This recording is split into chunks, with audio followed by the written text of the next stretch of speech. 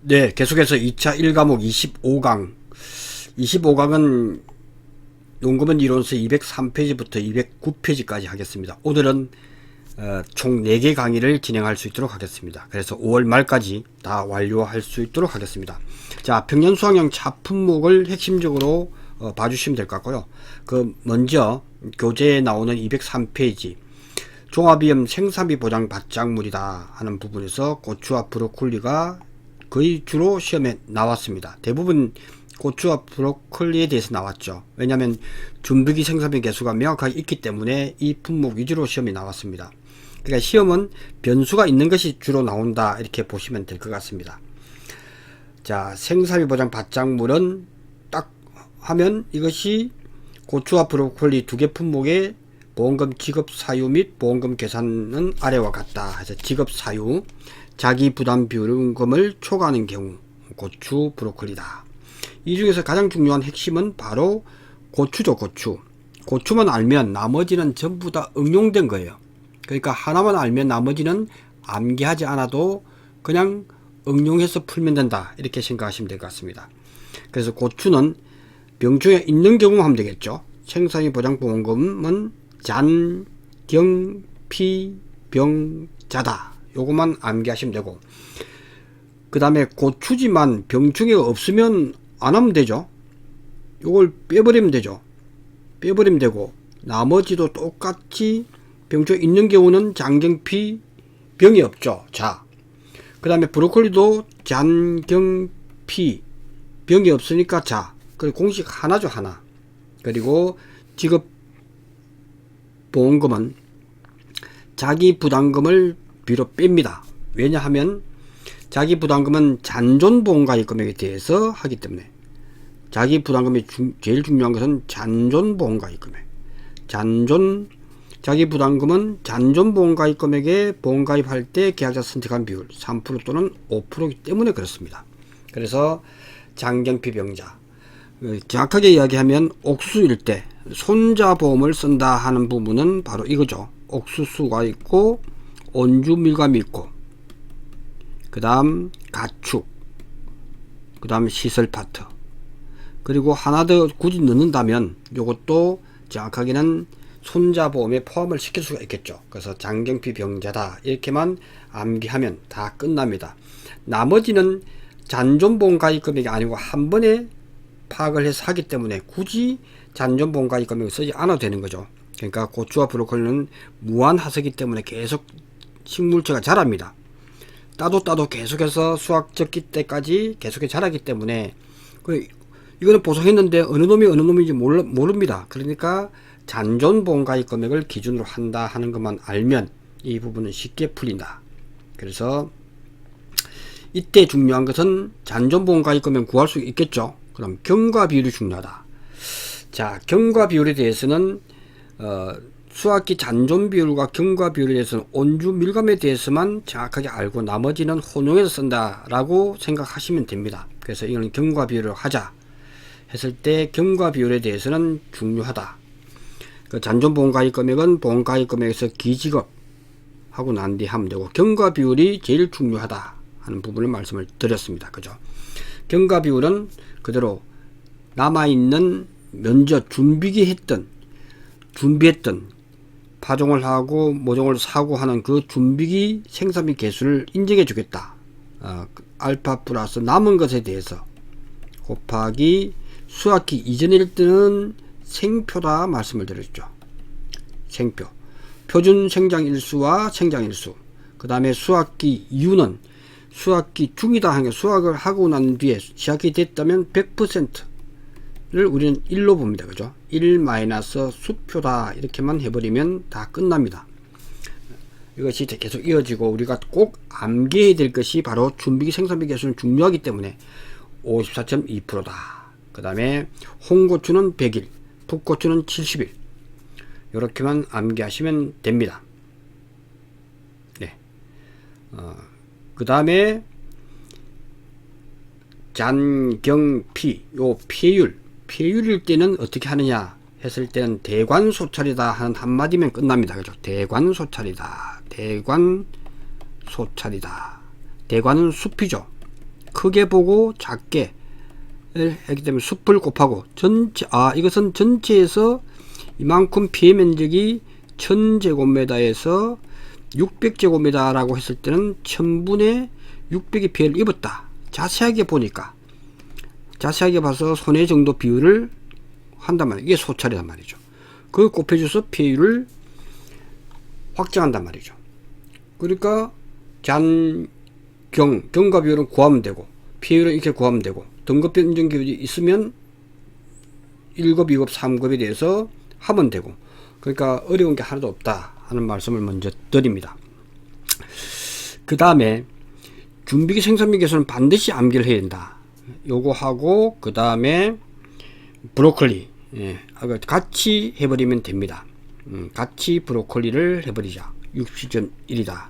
그러니까 요렇게 하면 암기가 쉬워지겠죠. 반식의 방향이고 3이 없다라고 한번 적어 놓으시면 되겠습니다. 그래서 고추와 브로콜리인데 3이 없습니다. 1부터 시작해서 2, 3이 없고 4, 5, 6, 7 이렇게 쭉 이렇게 적으면 됩니다. 1, 2, 3이 없고 4, 5, 6, 7 1, 2, 3, 4, 5, 6, 7 이렇게 하면 적으면 됩니다. 3이 없으니까 요것만 지워버리면 그죠?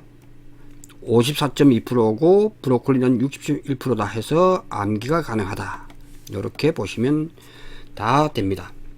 그렇게 해서 핵심 사항 위주로 본다면 그죠? 그 다음에 정식 완료일부터 150일, 이건 중요하죠. 150일 초과할 수 없다. 그 다음에 이 정도만 해놓고 대입하는 기출 문제만 풀어보면 됩니다. 이것만 딱 알고 있으면 된다 하는 부분이고요. 올해 중요한 것은 이렇게 손해 정도 비율이 20% 단위에서 10% 단위로 바뀌었다 하는 부분이고요. 2차 2과목에서도 가끔 보면 그 20% 단위가 나오는데 그 농업수익 감소 보험금의 그 파악할 때 손해 정도 비율을 20% 단위로 하고 있습니다. 그거는 아마 잘못된 것 같은데 그래도 이론서대로 공부하면서 그냥 있으면 수입했기 때문에 미처 수정을 못했구나. 그래도 확증됐기 때문에 그 정도만 하고 지금은 손해 정도는 10% 단위다. 기본적으로 다 바뀌었다 하는 부분을 기억하시면 될 것 같습니다. 나머지는 1등급, 2등급은 반드시 기억을 좀 하자. 그리고 고추일 경우에는 인정 비율은 70%, 50%다. 감자일 경우는 90%, 70%, 50%다. 같이 세트로 정확하게 알아줍니다. 고추 할 때 고추에 치엇이니까 70이죠. 그래서 1등급이 70%다 하는 부분만 알면 되겠습니다. 브로콜도 똑같죠. 똑같습니다. 요거는 스스로 하면 되고 다 주어지는 값이에요. 그리고 피해율을 할 때 미보상 비율은 고민 안 해도 됩니다. 주어지면 항상 미보상 비율은 100%에서 미보상 비율 10%면 10% 빼주는 거죠. 그거는 피해율을 보지 않기 때문에 그렇습니다.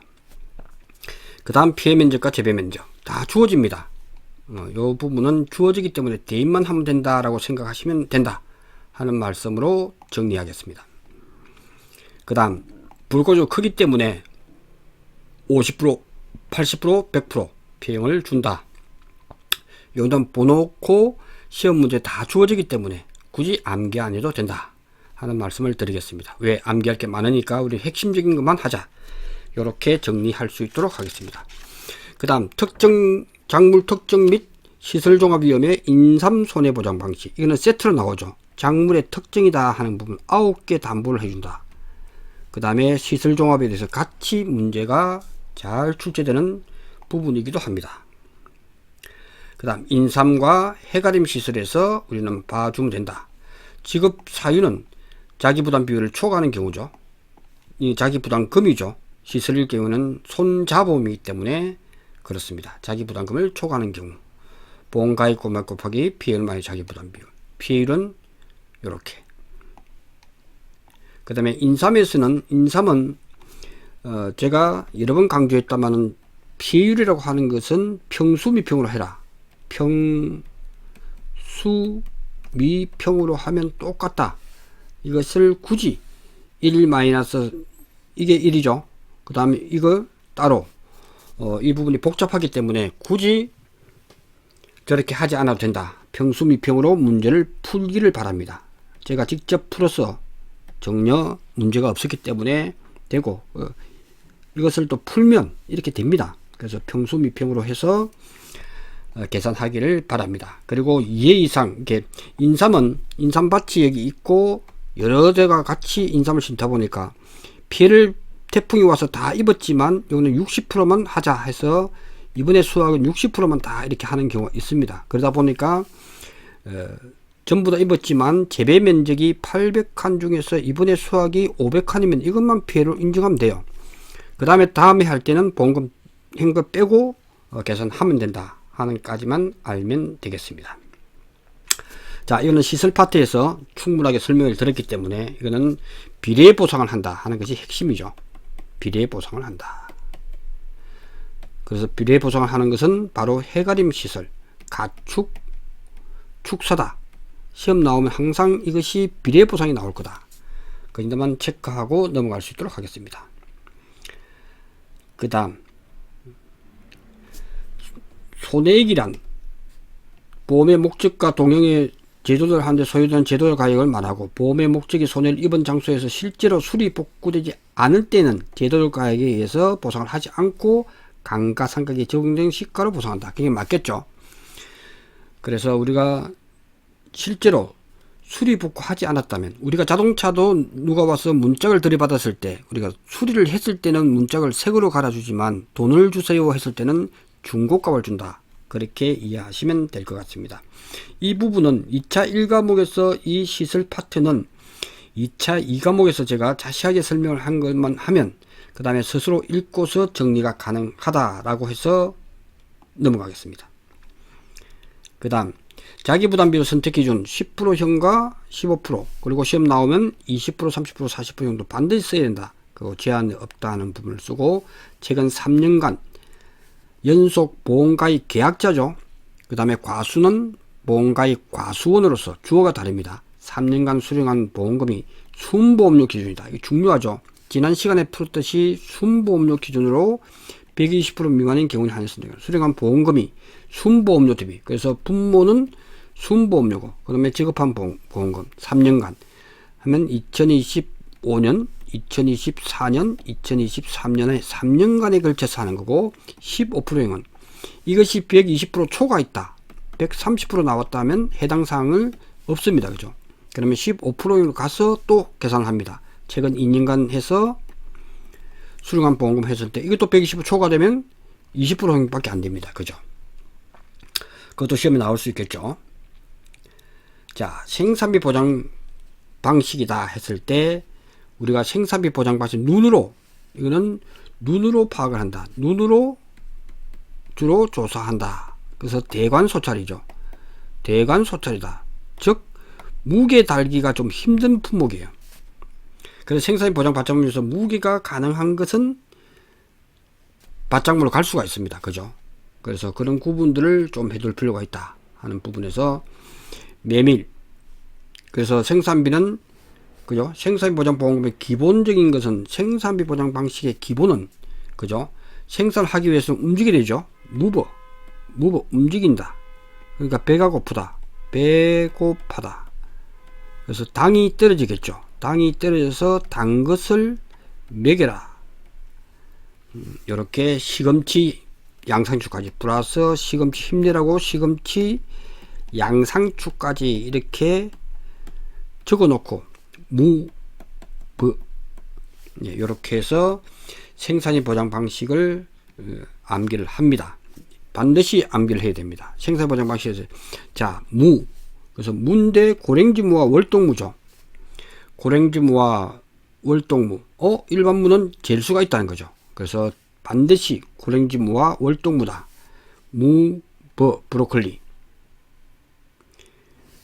브로콜리는 생산보장 방식에서 브로콜리는 앞에서 설명했기 때문에 생산보장 방식에 고추와 브로콜리가 별도로 다르기 때문에 3%형과 5%형 때문에 그렇습니다. 그래서 생산보장 방식은 모든 품목은 고랭지무와 월동무, 브로콜리, 그 다음에 당.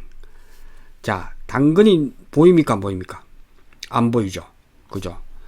당근은 이제 무게를 잴 수 있기 때문에 당근은 지웁니다. 당 떨어져서 단호박도 무게를 잴 수가 있죠. 지웁니다. 그 다음에 메밀, 그 다음 배추 중에서 고랭지 배추와 월동 배추, 봄배추까지입니다. 그 다음 고추, 파, 대파와 쪽파, 실파, 시금치와 양상추. 시금치도 노지입니다. 시금치는 원예하우스에서 비닐하우스 하기 때문에 노지라고 씁니다. 그래서 정확하게 눈조사를 하는, 무기가 아닌 눈으로 대관 소찰하는 품목을 우리는 이렇게 정확하게 생산해보는 밭작물 중에서 배고파 중에서 무게 잴 수 있는 것은 방금 같이 배고파, 당 떨어져, 단 것을 먹여라고 했는데 당단은 무게를 잴 수가 있죠. 그래서 밭작물 같습니다. 밭작물로.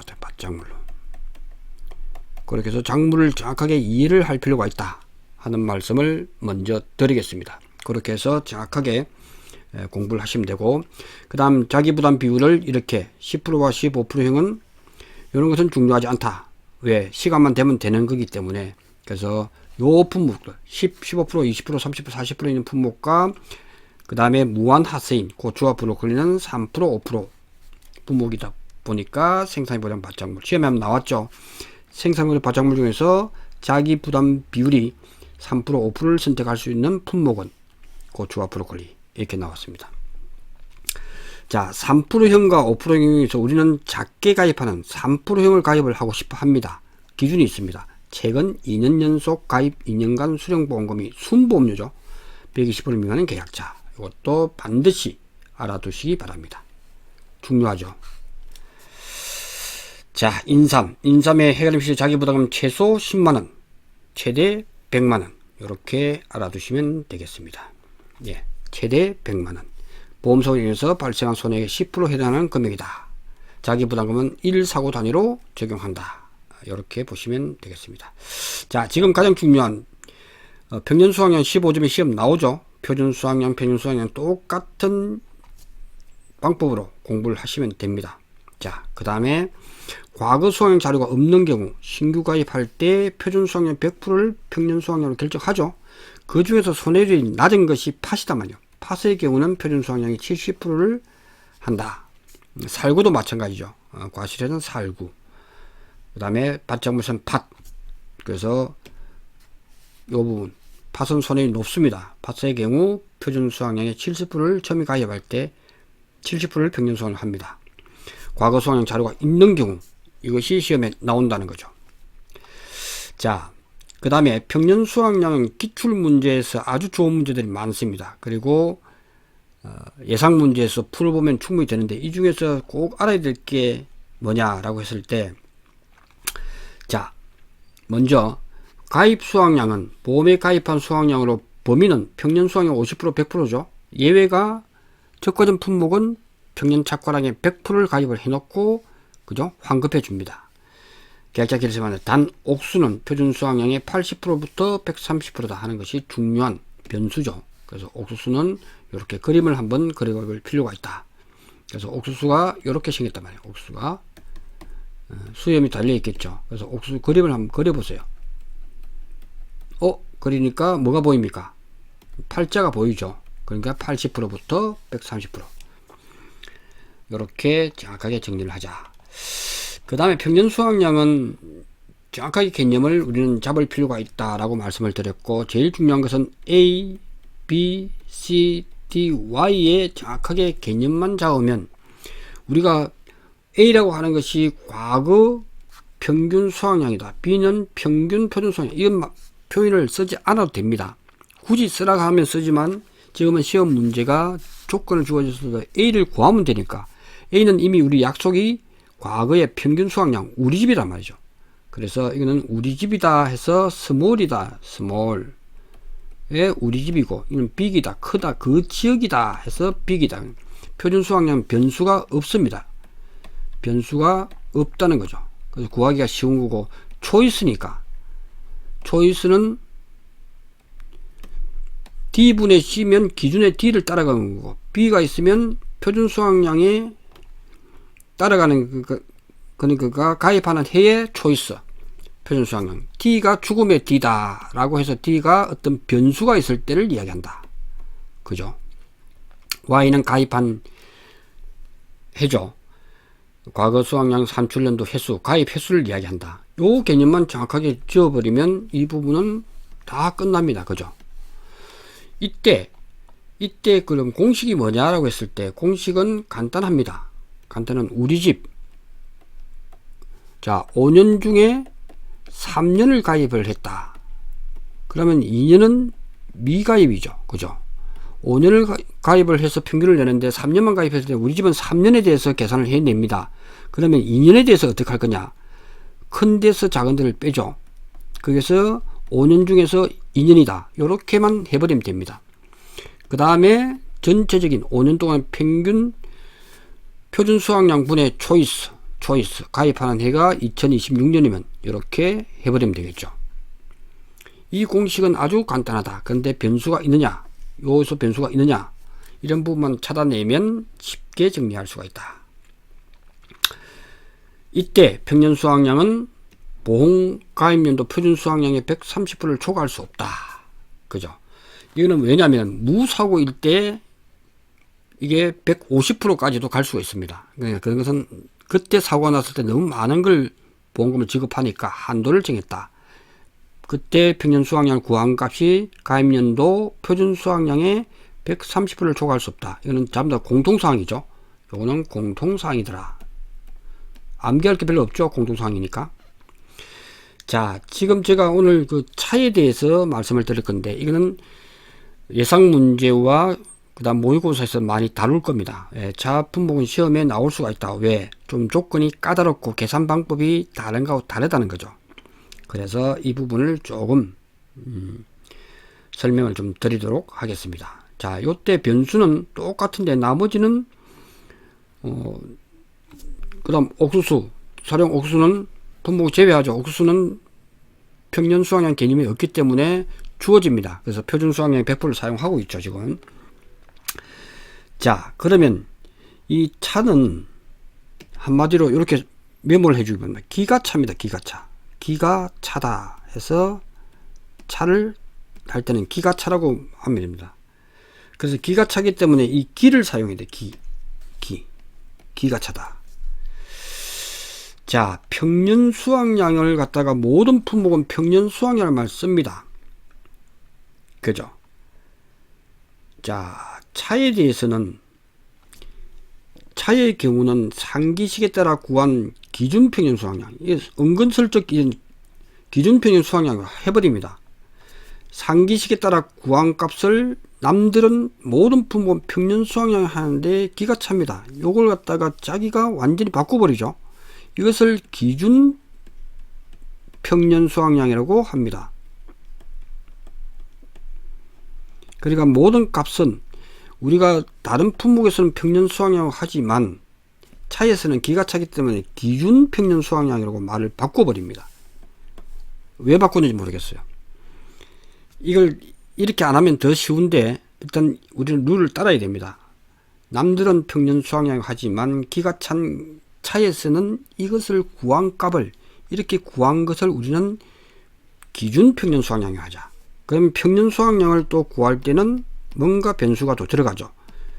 평년 수학량을 구할 때 왜 이런 현상이 벌어지냐면 차 품목은 이렇게 차를 이렇게 할 때 왔다 갔다 한단 말이에요. 왔다 갔다 한 이 면적이 워낙 크다 보니까 그 면적은 감안을 해줘야 된다 해서 생긴 게 요겁니다. 차는 상기식에 따라 구한 것을 기준 평년 수학량이다. 아, 평년 수학량을 여기서는 기준 평년 수학량을 하고 이때 수학 면적률을 곱합니다. 그래서 수학된 것이 요것이 80%에서 수학이 되었다. 수학 면적률이죠.